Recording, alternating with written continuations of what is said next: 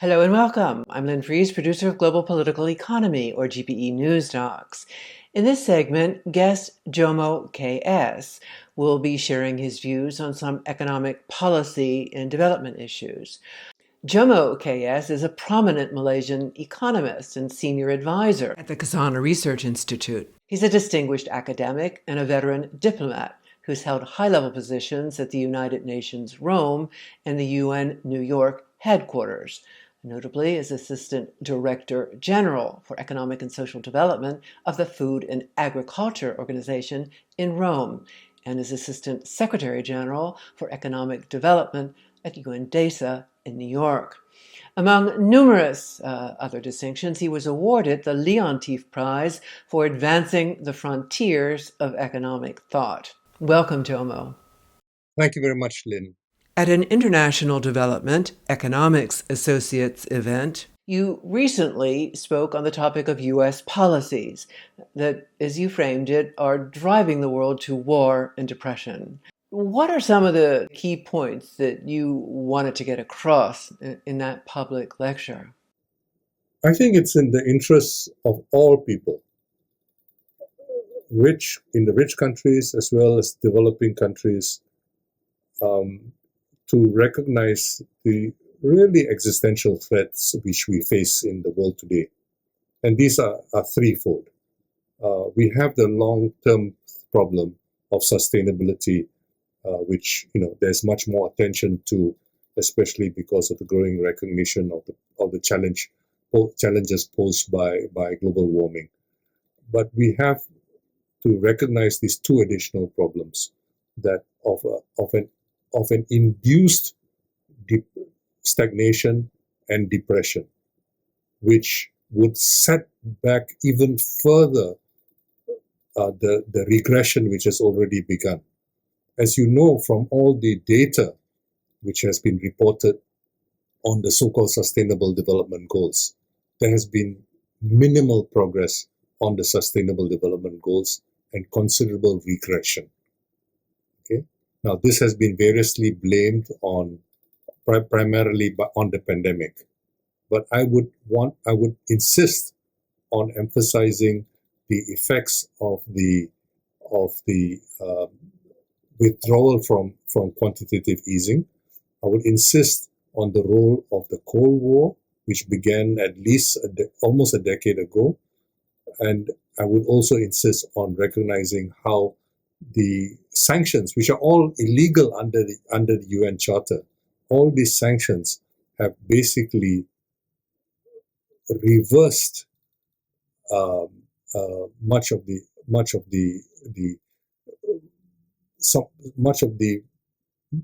more benign consequences of globalization. I mean, basically, developing countries have been doubly shortchanged. They were forced into globalization. They were forced into trade liberalization. They were forced into financial liberalization. And precisely after doing so, this very act of opening up on the trade front, on the financial front, and so on, which has resulted in deindustrialization in many countries, which has resulted in lack of food security in many countries. All this has turned against them at a time precisely when those things are most needed. So we have a very, very difficult situation, particularly for developing countries. But as we can see, things are not really all that much better in the rich countries themselves. So there has to be an increased sense of how this system works and how it works and affects different people differently, but how this whole system is really interconnected.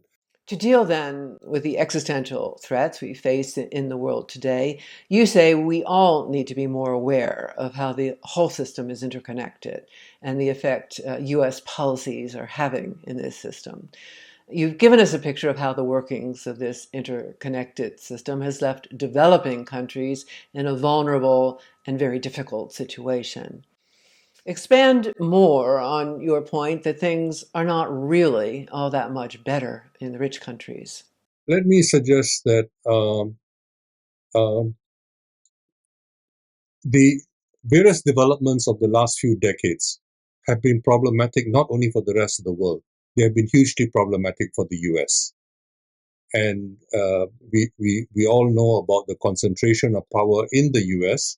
And we also know that, for example, the dozen years or so of what is referred to as unconventional policies, most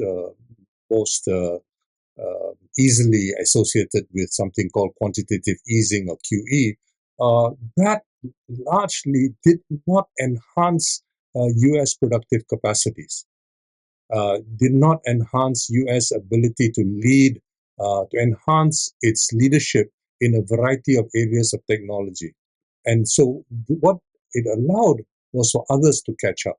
Not only China, which is the obsession of the US right now, but also other countries. So what we have right now is that this illusion of prosperity fostered by by what is called financialization has created the impression of wealth, but it is not wealth based on a real economy. And so increasingly what we see is a fight to to to obtain, to secure much more wealth through other means, through not through the real economy in the usual sense conceived, but through things like intellectual property rights and so on. So who does such income accrue to? It mainly accrues to those who control those rights, those IP, intellectual property, which are the corporations, and the corporations are extremely powerful. So I think one has to really think about what has happened to American capitalism itself, American industrial capitalism. Look at what happened with General Electric. General Electric was once known as a consumer appliance producing manufacturing company, that arguably the largest in the world. Today, essentially a financial conglomerate with a historical background in consumer electrical products.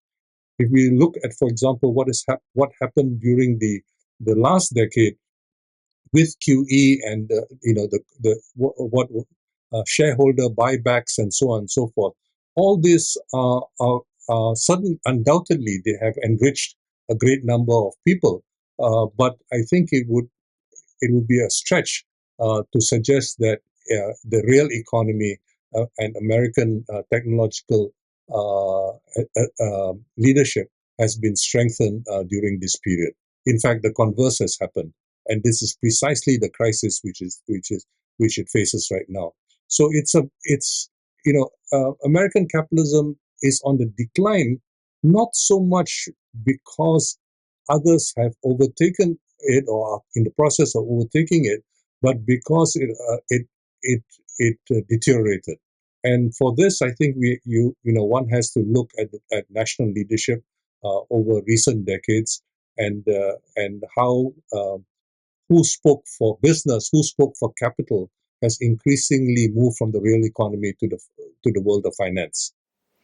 Moving from the problems of induced deep stagnation and depression and long-term sustainability issues, talk now about how U.S. policy is driving the world to war. I think as the Bulletin of Atomic Scientists and many others who watch this much more closely than most of us, the threat of war is very, very real. For a whole variety of reasons, many people are increasingly familiar with.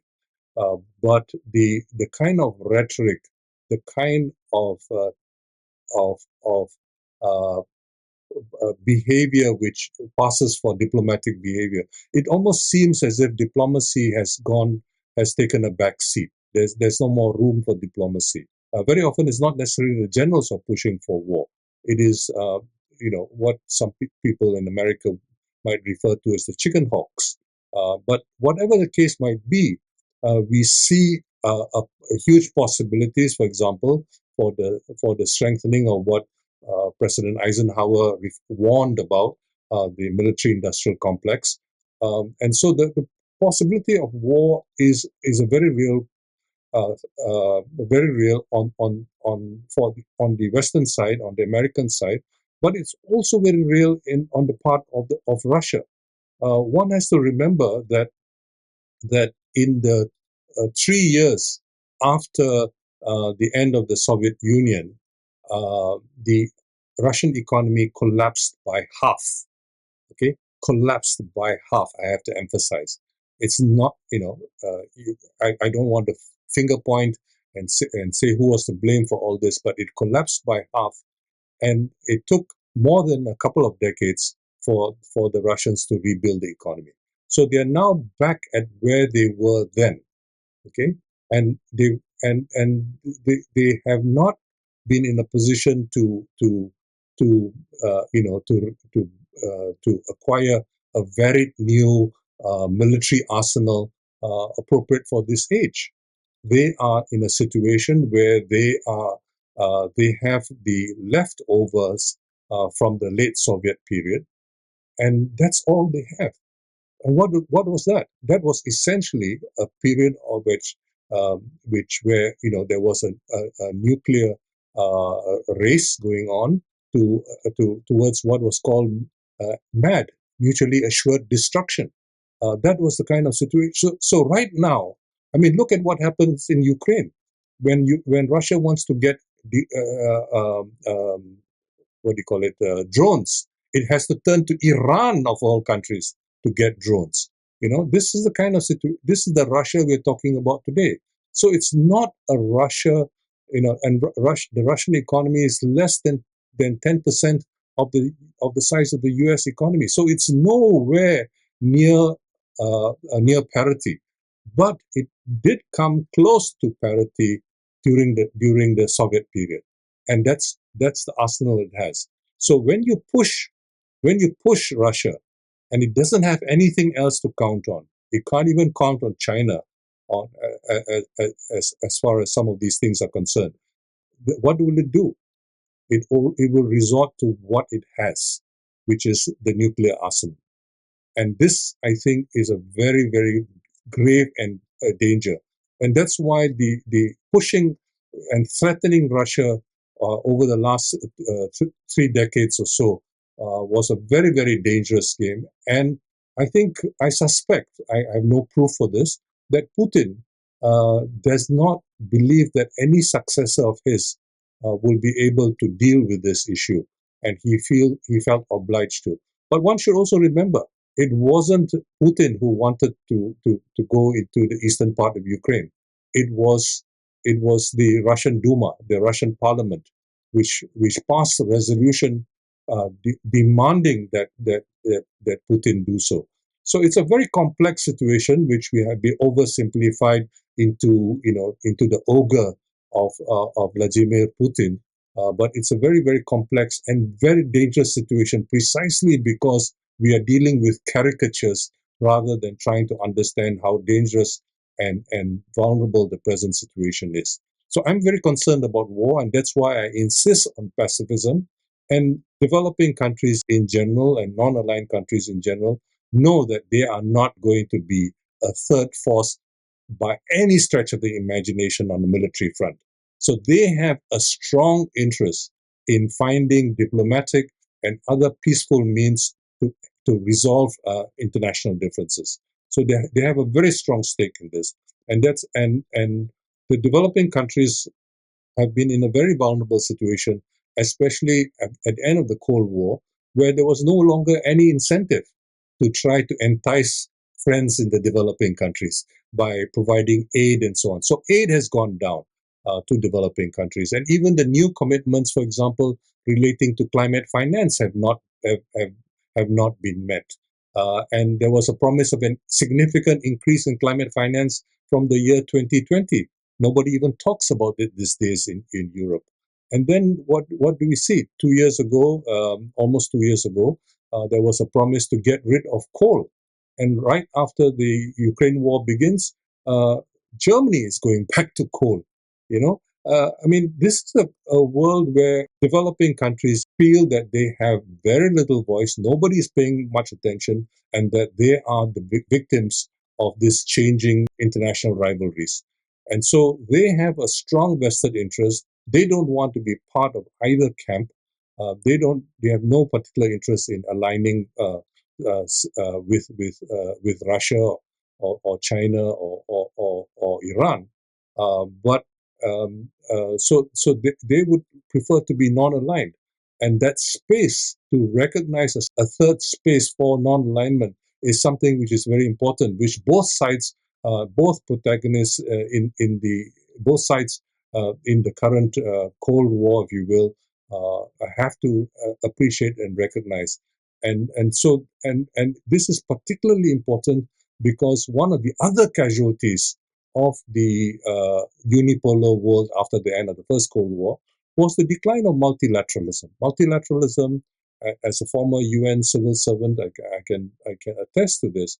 Multilateralism has had a very, very rough time for more than 3 decades.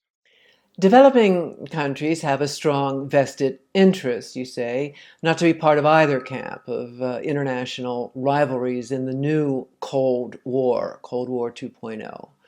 Do you think, then, that, among other things, this could have a democratizing effect on the UN? I think one of the big problems right now is where is the leadership going to come from? The leaders of the non-aligned movement who first met in 1961, but there was a precedent for before that in Bandung in 1955. There are no more such leaders in the world today, and this is hugely problematic. But it's precisely because of that that you can have much more democratic arrangements for a new non-aligned movement with people from relatively more smaller countries. If you think, for example, of the Prime Minister of Barbados, and you think about some of the other people who have provided extraordinary leadership in these new times, we would have a much more participatory and democratic arrangements within the non-aligned movement, which would in turn have an influence on the United Nations.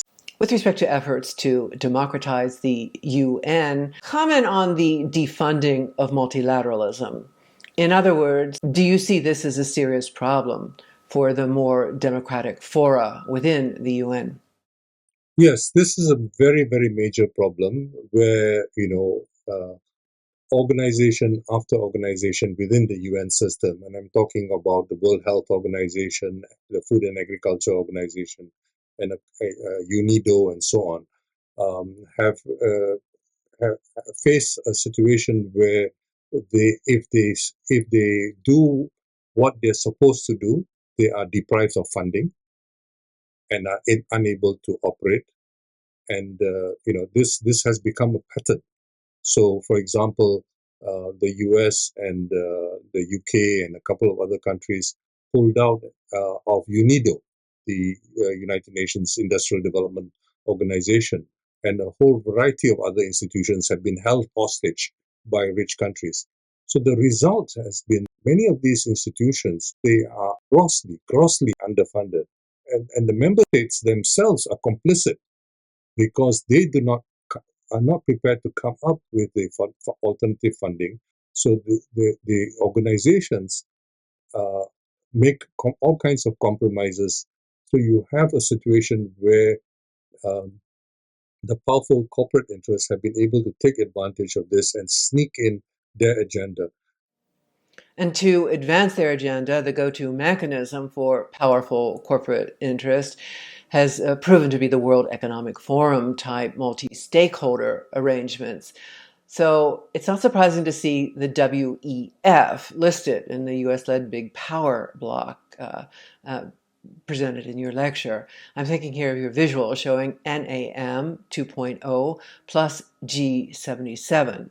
So the current non-aligned countries plus the group of developing countries versus the G7 plus NATO plus OECD plus WEF. With respect to this big power block, quickly note for viewers that these WEF type multi-stakeholder arrangements place corporations at the center of decision making over public goods and resources.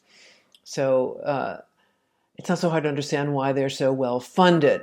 and why corporations and other elite interests that are not accountable to or elected by the public find this an effective vehicle for advancing their agenda in sector after sector.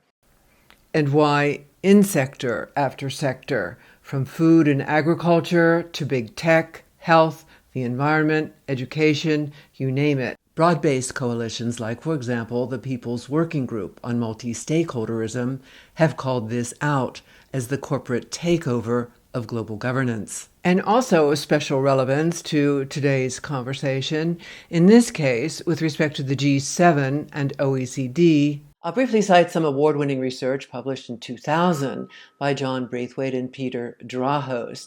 I refer to their discussion on forum shifting, discussed in chapter 24 of their book, Global Business Regulation. The book, by the way, can be downloaded online. The issue is about how the post-Second World War U.S. reacted when it was not able to get multilateral agreement on what it wanted. So it did not get enough votes in the one country, one vote UN multilateral voting system. Or conversely, how the U.S. reacted when multilateral agreement was reached on what it did not want. A prominent example of the latter being the 1974 UN General Assembly adoption of the Declaration of the Establishment of a New International Economic Order, with UNCTAD having served as their technical advisor. Braithwaite and Drahos had this to say about how in the 1970s the U.S. and other major powers reacted.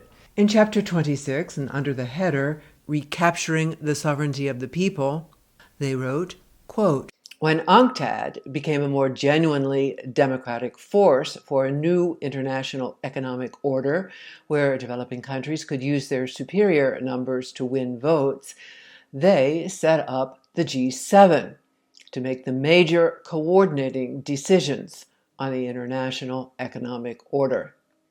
Shift trade policy to GATT and investment tax and competition policy to the OECD, and consolidate the G10 as the dominant forum on banking. Meanwhile, UNCTAD languished as a talk shop with dwindling budget and clout. This is the lesson of chapter 24 on forum shifting as a fundamental strategy of potent players, end quote. The UN General Assembly has since made valiant efforts to realize its potential as a more genuinely democratic forum. Given your direct involvement, I'll cite one such effort in 2008. This was when the president of the UN General Assembly established a high-level commission to propose reforms in the world financial system aimed at preventing a financial crisis like that of 2007-2008. You served not only as a member on that commission of experts chaired by Joseph Stiglitz, but as advisor to the president of the UN General Assembly in your capacity as UN Assistant Secretary General for Economic Development, UNDESA. So, as a veteran diplomat in the world of multilateralism, perhaps you could help us make sense of all this into the present. The United Nations, unfortunately, will continue to remain captive to the big powers. But insofar as it offers a moral force, it can provide leadership in an extraordinary period. So the period you referred to, Lynn, is a very important period because in 2008, precisely because of that, the UN was able to sit in and influence quite a number of important decisions, but it really depended on friends of the UN, including big powers at that time. So these big powers who had particular reasons for favoring us or turning to us allowed us to have this kind of influence, which was important. And so for the first time, and perhaps the last time for some time to come, we were able to influence the discussion. Our slogan of a global Green New Deal as a way of addressing that crisis was largely taken up. I still remember Prime Minister Gordon Brown calling up the Secretary General and saying that he wanted to talk to the Secretary General about his opinion editorial and so on. And we were able to shape the discourse. Unfortunately, of course, as we know, that Gordon Brown was very successful in raising money, but most of it, as we know, went to strengthening the IMF, and not even for the purposes of helping developing countries, but really for helping the pigs as they encountered their own problems at the beginning of the last decade. So we have a situation where, of course, it's never a simple process of making steps forward, but this was important, and also very importantly, there was a recognition of some of the problems of financialization, and the United Nations system, including colleagues at UNCTAD and so on, recognized this, and we were able to influence the discussions and some of those discussions. Unfortunately, that moment turned out to be quite fleeting, and people informed me that although there's a lot of lip service is still given to the UN, the UN is not party, is not really at the main table when it comes to these discussions. But your point about the G7 being created, actually, as you remember, it was the G5 which was created, and then to strengthen the Anglophone side of the G5, they added Canada and Australia, and thus it became the G7. And so this all this um, was very important at a particular moment in time.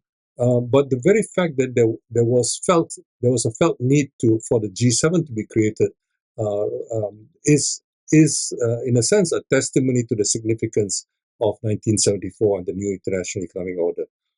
Many years later, when the global financial crisis happened, as you know, the status of the G20 also became elevated. The G20 began meeting for the first time at the summit level, not just among finance ministers as at the outset. And so, so it's never a straightforward path of progress. It's zigzaggy, and it's one step forward, sometimes one step, two steps backwards, and two steps forward, one step back. But that unfortunately is the very nature of progress at the international level, especially when you have the big powers basically calling the shots. That there have been some very, very interesting recent developments, as you know, including, for example, a great deal of talk, some of it exaggerated in my view, about de-dollarization, and that how the BRICS might lead this. One has to remember that the BRICS are a changing bunch of of of countries. We know what happened with Bolsonaro when Bolsonaro was president, and so on and so forth. Now there is a proposal to include even more countries, and this might be interesting. But the very act of having an organization of relatively big countries basically keeps out the smaller countries. And so you are likely to lead, this is likely to lead to some degree of alienation and division among the developing countries. And that's why I believe that it is important for the non-aligned movement to reconvene on a new basis, on a pacifist basis, and on a basis which recognizes that we are not in a situation of fighting ideological and political battles of the first Cold War, but rather we are in a battle for the future of humanity itself, for the for ability of humanity to survive, not only in terms of sustainability but also in terms of the avoidance of war and strengthening the institutions to avoid war. As well as strengthening the UN as an institution to avoid war, I'd like to briefly touch on your thoughts about strengthening the UN as an institution to avoid the other major existential threat to humanity, that of climate change. As you said at the open, there's a lot more attention being given to the long-term problems of sustainability because of the growing recognition of global warming. And I specifically want to touch on the issue of long-term sustainability as it applies to food and agriculture, given the current system is a major contributor to greenhouse gas emissions, and because it's an area of expertise where you have a lot of experience. So in your high-level position at the UN Rome-based Food and Agriculture Organization, the FAO, and into the present as a member of the IPES Food Experts Panel, you've been a major advocate of agroecology. And the case for agroecology, as I understand it, is quite compelling. In short, the agroecological-led farming and food systems are a win-win-win for moving the world towards long-term sustainability in terms of the environment, the production of food, and also the livelihoods of millions of people throughout the world, most notably people in developing countries that, as you explained earlier, have been left in a very difficult situation. And what comes across very clearly in all this is your position that agroecology should be given a lead role in agenda setting over the future of food at the UN. So, what then do you think is needed now that could possibly move things in that direction? But I think one of the major challenges going forward, as far as agroecology is concerned, is to do what the people have done with the IPCC. The IPCC, let's face it, is actually produces these documents which are compromise documents. Compromise in the sense that those who are very concerned, for example, about the likelihood that the way things are going, we're going to exceed the upper limits which the UN FCCC has established of 1.5 degrees Celsius within a couple of decades. Okay, so there is a real concern that all this is going to happen, but we can't get the momentum going. But what the IPCC has successfully done has been to warn the world. And it's since the intergovernmental panel, nobody challenges them in the fund.